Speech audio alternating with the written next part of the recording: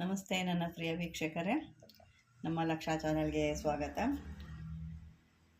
ವೀಕ್ಷಕರೇ, ನಾವು ಕೆಲವೊಂದು ವಿಷಯಗಳನ್ನ ಹೇಳಬೇಕಾಗತ್ತೆ.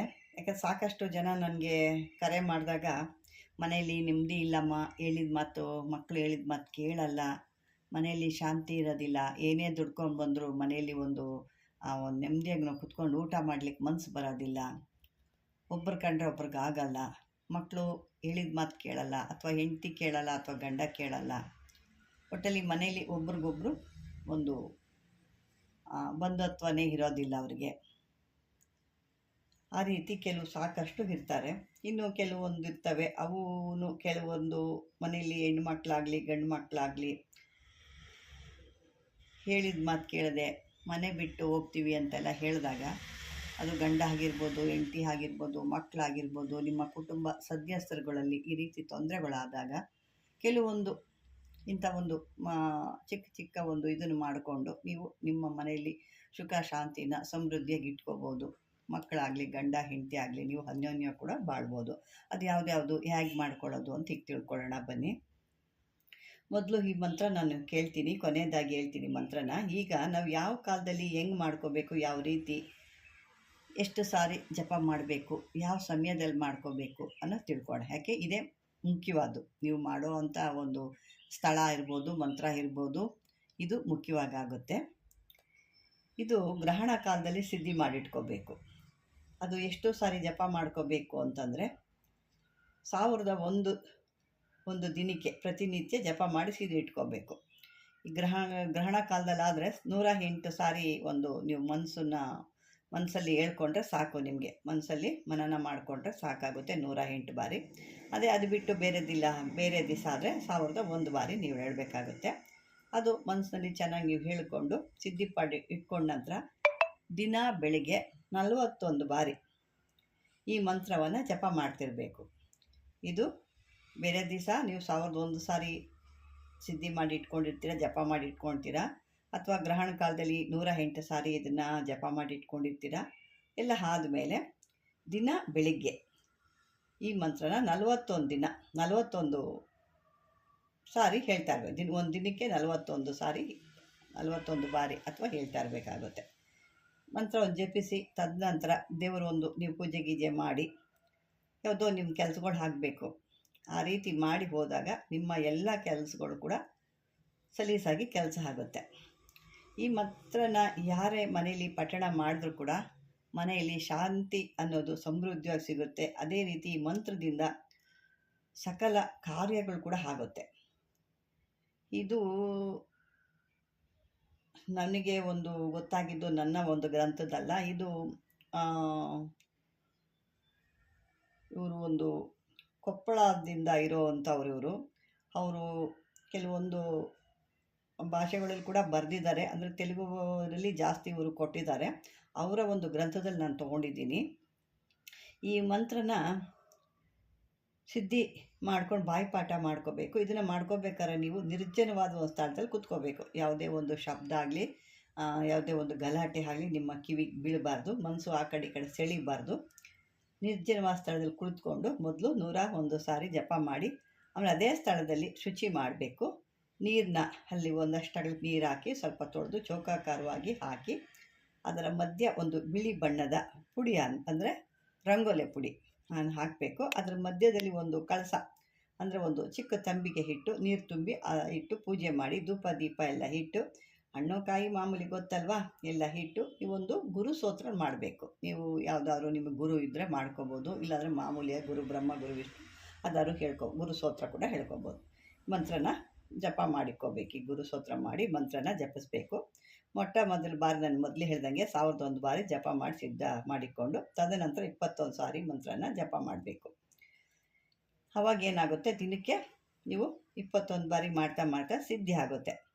ಆಮೇಲೆ ಲಾಸ್ಟಲ್ಲಿ ನೀವು ಏನಾದರೂ ಒಂದು ಕೆಲಸ ಮಾಡಬೇಕು ಅಂದಾಗ ಬರೀ 11 ಸಾರಿ ಅದನ್ನು ಮಾಡಿ ನೀವು ಕೊಟ್ಟರೆ ಹಾಗಾಗುತ್ತೆ. ಇದಕ್ಕೆ ಯಾವುದಾದ್ರೂ ನಿಮ್ಮ ಒಂದು ಕೆಲಸ ಆಗಬೇಕು, ಯಾವುದೋ ಒಂದು ರಾಜ್ಯ ಕೆಲಸನಿಲ್ಲ, ಸ್ನೇಹಿತರೋ ಯಾರೋ ಒಂದು ಏನೋ ನಿಮ್ಮ ಒಂದು ಅವರಿಂದ ನಿಮಗೆ ಒಂದು ಸಹಾಯ ಆಗಬೇಕು ಅಂದರೆ ಈ ಮಂತ್ರನ ಒಂದು ಸಿಹಿ ತಿಂಡಿ ಯಾವುದಾದ್ರು ತಿನ್ನೋವಂಥ ಸಿಹಿ ತಿಂಡಿಲಿ ಮಂತ್ರಿಸಿ ಅವ್ರು ತಿನ್ನೋಕ್ಕೆ ಕೊಟ್ಟರೆ ಅವರು ಅವಾಗ ನೀವು ಹೇಳ್ದಂಗೆ ಕೇಳ್ತಾರೆ, ನಿಮಗೆ ಬೇಕಾದಂಥ ಸಹಾಯ ಕೂಡ ಮಾಡ್ತಾರೆ. ಅದೇ ರೀತಿ ಈ ಮಂತ್ರವನ್ನು 11 ಸಾರಿ ಮಂತ್ರಿಸ್ಬಿಟ್ಟು ಅಂತರಕಾಯಿ ಅಂತ ಹೇಳ್ತಾರೆ, ಅಂದರೆ ಕೆಳಗೆ ಬೀಳ್ದಿರುವಂಥ ತೆಂಗಿನಕಾಯಿ ಅಂತರಕಾಯಿ ಅಂದರೆ. ಆ ಕಾಯಿ ಮೇಲೆ ವೈರಿ ಹೆಸರು ಬರೆದು ಈ ಬಾಗಿಲು ಮೇನ್ ಡೋರು ಅಂತ ಹೇಳ್ತೀವಲ್ಲ, ಅಥವಾ ತಲೆ ಬಾಗಿಲು ಅಂತಾರೆ, ಮೇನ್ ಡೋರ್ ಅಂತಾಳೆ, ಅಥವಾ ವಾಸ್ಕಲ್ಲು ಅಂತ ಹೇಳ್ತೀವಿ. ಈ ಬಾಗಿಲ ಮೇನ್ ಡೋರ್ ಕಟ್ಟಿದರೆ ಯಾರು ನಿಮ್ಮ ಶತ್ರುಗಳು ಇರ್ತಾರೆ ಅವರು ಮಕ್ಕಳು ಮರಿಯಾಗಿ ಸಹದಿಯಾಗಿ ಅವರೆಲ್ಲ ನಿಮಗೆ ಒಂದು ವಶ ಹಾಕ್ತಾರೆ.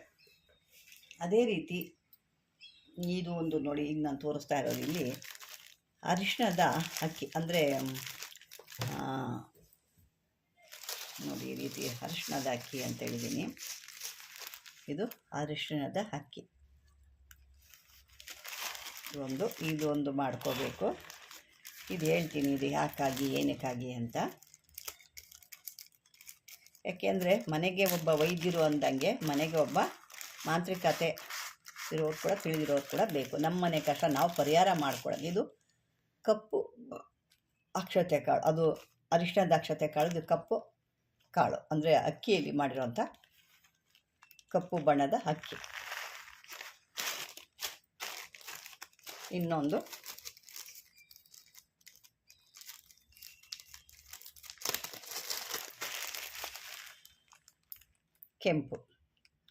ಕೆಂಪು ಬಣ್ಣದ ಅಕ್ಕಿ. ನೋಡಿ, ಇದು 3 ಥರದ ಅಕ್ಕಿಗಳನ್ನ ಮಾಡಿ ಇಟ್ಕೋಬೇಕು. ಕಪ್ಪು, ಅರಿಶಿಣ, ಕೆಂಪು ಕಾಣ್ತಾ ಇದೆ ಅಂದ್ಕೊಂಡಿದ್ದೀನಿ. ಅದನ್ನು ಮಾಡಿ ಇಟ್ಕೊಂಡು ನೀವು ಈ ಜಪ ಎಲ್ಲ ಸಿದ್ಧಿ ಮಾಡಿರ್ತೀರಲ್ವ, ಆವಾಗ ಈ ಕೆಂಪು ಅಕ್ಕಿ, ಹಳದಿ ಅಥವಾ ಬಿಳಿ ಇದ್ರ ಬಣ್ಣದ್ದು, ಕಪ್ಪು ಬಣ್ಣದ್ದು 3 ಬೇರೆ ಬೇರೆ ಕಲಸಿಗೆ ನಾನು ಯಾವ ರೀತಿ ಇಟ್ಕೊಂಡು ಆ ರೀತಿ ಕಲಸಿ ಇಟ್ಕೊಂಡಿರ್ಬೇಕು ಸಪ್ರೇಟಾಗಿ. ಈ ಕಲಸಿ ಇಟ್ಕೊಂಡಿದ್ದು ಈ ಮಂತ್ರ ನೀವು ಸಿದ್ಧಿ ಮಾಡ್ಕೊಂಡು ಆದಮೇಲೆ ನಿಮ್ಮ ಶತ್ರುಗಳು ಯಾರಿದ್ದಾರೆ ಅಥವಾ ನಿಮಗೆ ಅವರಿಂದ ನಿಮಗೆ ತೊಂದರೆ ಆಗ್ತಾಯಿದೆ, ಅಕ್ಕಪಕ್ಕ ಕೆಲವರು ಇರ್ತಾರೆ, ಏನಾಗುತ್ತೆ ಇವನು ಎಷ್ಟೊತ್ತಿಗೆ ಬಿಟ್ಟು ಹೋಗ್ತಾನಪ್ಪ ಮನೆ, ಇವರಿಂದ ನಮ್ಗೆ ನೆಮ್ಮದಿ ಇಲ್ಲ ಅನ್ನೋ ರೀತಿಲಿ ಕೆಲವ್ರಿಗೆ ಆಗಿರುತ್ತೆ.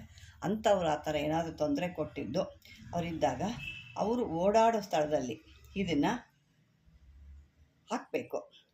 ಅಡ್ಡ ಹಾಕ್ತಾ ಇದ್ದಾಗ ಮಧ್ಯದಲ್ಲಿ ಓಡಾಡ್ತಾರಲ್ವ, ಆ ಓಡಾಡುವಂಥ ಅಡ್ಡ ದಾರಿಲಿ ಇದನ್ನು ಹಾಕಿದಾಗ ಇದು ಒಂದು 13 ದಿವಸ ಅಥವಾ 33 ದಿವಸದಲ್ಲಿ ಆ ಒಂದು ಮನುಷ್ಯ ಯಾವುದೋ ಒಂದು ರೀತಿಲಿ ಊರಾದರೂ ಬಿಡ್ಬೋದು, ಅಥವಾ ನಿಮ್ಮ ಮೇಲೆ ಆ ಶತ್ರುತ್ವ ಅಂತ ಏನಿರುತ್ತೆ ಅದು ಕೂಡ ಹೋಗ್ಬೋದು, ಯಾವುದಾದ್ರು ಒಂದು ರೀತಿ ಆಗುತ್ತೆ. ಅಂದರೆ ಅಕ್ಕಿ ಸಹಿತ ಇದನ್ನು ಇಟ್ಕೊಂಡು ಕೈಯಲ್ಲಿ ಇಟ್ಕೋಬೇಕು. ಆ 3 ಥರದ್ದು ಅಕ್ಕಿ ಕಾಳುಗಳನ್ನು ಕೈಯಲ್ಲಿ ಬೇರೆ ಬೇರೆಯಾಗಿ ಇಟ್ಕೋಬೇಕು. ಅದು ಹಾಕ್ಬೇಕಾದ್ರೆ ಮಾತ್ರ ನೀವು ಮಿಕ್ಸ್ ಮಾಡಿ ಹಾಕಬೇಕಾಗುತ್ತೆ. 3 ಹಾಕಬೇಕಾದ್ರೆ ಸ್ವಲ್ಪ ತೊಗೊಂಡು 3 ಆ ಮಂತ್ರ ಹೇಳ್ಕೊಂಡು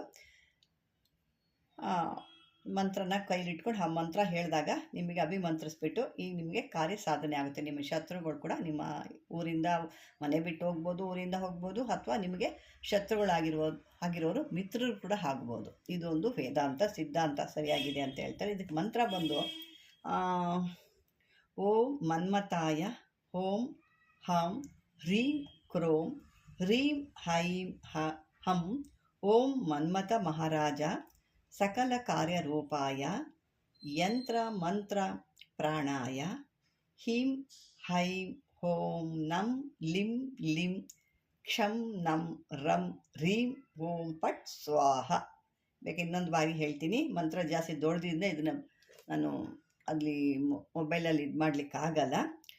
ಓಂ ಮನ್ಮತಾಯ ಓಂ ಹಂ ಹಂ ಹ ಬರುತ್ತೆ ನೋಡಿ, ಎರಡನೇ ಹ್ರೀಂ ಕ್ರೋಂ ಹ್ರೀಂ ಹೈಂ ಹಂ ಓಂ ಮನ್ಮಥ ಮಹಾರಾಜ ಸಕಲ ಕಾರ್ಯರೂಪಾಯ ಯಂತ್ರ ಮಂತ್ರ ಪ್ರಾಣಾಯ ಹಿಂ ಹೈಂ ಓಂ ನಂ ಲಿಂ ಲಿಂ ಕ್ಷಂ ನಂ ರಂ ಹ್ರೀಂ ಓಂ ಪಟ್ ಸ್ವಾಹ. ಈ ಮಂತ್ರ, ಇದೇ ಮಂತ್ರ ಇದುವರೆಗೂ ನೀವೇನು ಕೇಳಿಸ್ಕೊಂಡಿದ್ದೀರಾ ಈ ಎಲ್ಲ ಕಾರ್ಯಗಳಿಗೂ ಬರೋದು ಇದೊಂದೇ ಮಂತ್ರ. ಈ ಮಂತ್ರನ ನೀವು ಹೇಳ್ಕೊಂಡು ನಿಮ್ಮ ಮನೆ ಮಕ್ಕಳನ್ನು ನೀವು ಹೇಳ್ದಂಗೆ ಕೇಳ್ದಂಗೆ ಇಟ್ಕೋಬೋದು, ಅಥವಾ ನಿಮ್ಮ ಗಂಡನೋ ಅಥವಾ ನಿಮ್ಮ ಹೆಂಡತಿನೋ ಅವ್ರನ್ನೂ ಕೂಡ ನೀವು ಹೇಳ್ದಂಗೆ ಕೇಳೋದು. ಅದೇ ರೀತಿ ಶತ್ರುಗಳು ಕೂಡ ಮಿತ್ರರಾಗಿ ಮಾಡಿಸ್ಕೋಬೋದು. ಇಷ್ಟು ಕಾರ್ಯಗಳು ಕೂಡ ನಿಮಗೆ ಸಿದ್ಧಿ ಆಗುತ್ತೆ. ಅಂದರೆ ಸಿದ್ಧಿನ ನೀವು ಸರಿಯಾಗಿ ಮಾಡ್ಕೋಬೇಕು. ಇದಕ್ಕೆ ನಾನು ಮೊದಲೇ ಹೇಳ್ತಿದ್ದೀನಿ, ಸಾಕಷ್ಟು ಜನ ಇದು ಸಿದ್ಧಿ ಆಗುತ್ತಾ, ನಾವು ಇಷ್ಟು ಕಷ್ಟಪಟ್ವಿ ಹೇಳ್ಕೊಳ್ತೀವಿ ತಾನೇ, ನಿಮ್ಗೆ ಸಿದ್ಧಿ ಆಗುತ್ತಾ ಅಂತ ಹೇಳ್ತಾರೆ. ಸಿದ್ಧಿ ಆಗುತ್ತಾ ಅಂದರೆ ವೀಕ್ಷಕರೇ, ಇದು ನೀವು ಗುರು ದೀಕ್ಷೆ ತೊಗೊಂಡಿರಬೇಕು. ಇಲ್ಲ ಅಂತಂದರೆ ನಿಮಗೆ ಯಾರಾದರೂ ಒಂದು ಗುರುವಿನ ರೀತಿಯಲ್ಲಿ ಇರೋ ಅಂಥವ್ರಿಗೆ ನೀವು ಯಾವ್ದಾದ್ರು ಒಂದು ಪಂಚಫಲಹಾರ, ಒಂದು ಇಷ್ಟು ದಕ್ಷಿಣೆ ಅಂತ ನಾನು ಕಳೆದ ವಿಡಿಯೋದಲ್ಲಿ ಕೂಡ ಹೇಳಿದ್ದೀನಿ, ಈಗಲೂ ಹೇಳ್ತಾ ಇದ್ದೀನಿ, ಒಂದು ದಕ್ಷಿಣೆ ಅಂತ ಕೊಟ್ಟು ಅವ್ರ ಹತ್ರ ಆಶೀರ್ವಾದ ಇದಕ್ಕೆ ಸ್ತ್ರೀ ಪುರುಷ ಅನ್ನೋದು ಭೇದ ಭಾವ ಏನೂ ಇಲ್ಲ. ಗುರುಗಳೇ ಹಾಕ್ತಾರೆ, ಅದು ಹೆಣ್ಣಾಗ್ಬೋದು ಗಂಡಾಗ್ಬೋದು, ಯಾರೇ ರೀತಿ ಒಂದು ಅದು ಇದು ಹಾಕ್ತಾರೆ. ಇಲ್ಲ ಅವರು ನಿಮ್ಮ ಹತ್ರ ಇಲ್ಲ ಅಂದರೆ ಅವ್ರಿಗೆ ಒಂದಿಷ್ಟು ನೀವು ಯಾವುದೋ ಒಂದು ರೀತಿಯಲ್ಲಿ ಅವರ ಅಕೌಂಟ್ಗೆ ಹಾಕೋದು ಏನೋ ಒಂದು ಹಾಕಿ ನೀವು ಕೂಡ ಅವ್ರ ಕಡೆಯಿಂದ ಆಶೀರ್ವಾದ ತೊಗೋಬೋದು. ಇದು ಈ ರೀತಿ ಆ ರೀತಿ ಮಾಡಿದಾಗಲೂ ಅಷ್ಟು ಗುರುವಿನ ಒಂದು ಸೇವೆ ಮಾಡಿ ಅವ್ರ ಕಡೆ ಆಶೀರ್ವಾದ ಇಲ್ಲ ಅಂದರೂ ಕೊನೆಯದಾಗಿ ಗುರುವಿನ ಆಶೀರ್ವಾದ ಅಂತೂ ನಿಮಗೆ ಸಿಗುತ್ತೆ. ನೀವು ಇದೆಲ್ಲ ಕಳ್ಸಾಗ ಅವ್ರಿಗೂ ಖುಷಿ ಆಗುತ್ತೋ, ಎಲ್ಲೋ ಚೆನ್ನಾಗಿಲ್ಲಪ್ಪ ನಿಂಗೆ ಕೆಲಸ ಎಲ್ಲ ಆಗಲಿ ಅಂತ ಒಂದು ಆಶೀರ್ವಾದ ಮಾಡ್ತಾರೆ. ಅದೇ ನಿಮಗೆ ಗುರು ಆಶೀರ್ವಾದ ಅಂತ ಆಗುತ್ತೆ. ಇದನ್ನು ಮಾಡಿಕೊಂಡು ನೀವು ಮಾಡಿ. ಇನ್ನೂ ಸಾಕಷ್ಟು ಜನ ನನಗೆ ಸಾಕಷ್ಟು ವಾಟ್ಸಪ್ಪಲ್ಲಿ ಹಾಕಿದ್ದೀರಾ, ಅಮ್ಮ ನಮಸ್ತೆ ಚೆನ್ನಾಗಿದ್ದೀರಾ ಅಂತಂದ್ಬಿಟ್ಟು. ಯಾಕೆ ನಾನು ಪ್ರತಿಯೊಬ್ಬರಿಗೂ ಒಬ್ಬೊಬ್ರಿಗೆ ಹಾಕ್ಲಿಕ್ಕಾಗಲ್ಲ, ಎಲ್ಲರಿಗೂ ಇಲ್ಲಿ ಸೇರಿಸಿ ಎಲ್ಲರಿಗೂ ಹೇಳ್ತಾ ಇದ್ದೀನಿ ನಮಸ್ತೆ, ನಾವೆಲ್ಲ ಚೆನ್ನಾಗಿದ್ದೀವಿ, ನೀವೆಲ್ಲ ಚೆನ್ನಾಗಿರಿ ಅಂತ ಹೇಳ್ತಾ ವೀಕ್ಷಕರೇ, ಈ ಒಂದು ವಿಡಿಯೋ ನಿಮ್ಗೆ ಇಷ್ಟವಾದರೆ ಲೈಕ್ ಮಾಡಿ, ಶೇರ್ ಮಾಡಿ ಅಂತ ಹೇಳ್ತಾ ಧನ್ಯವಾದಗಳು.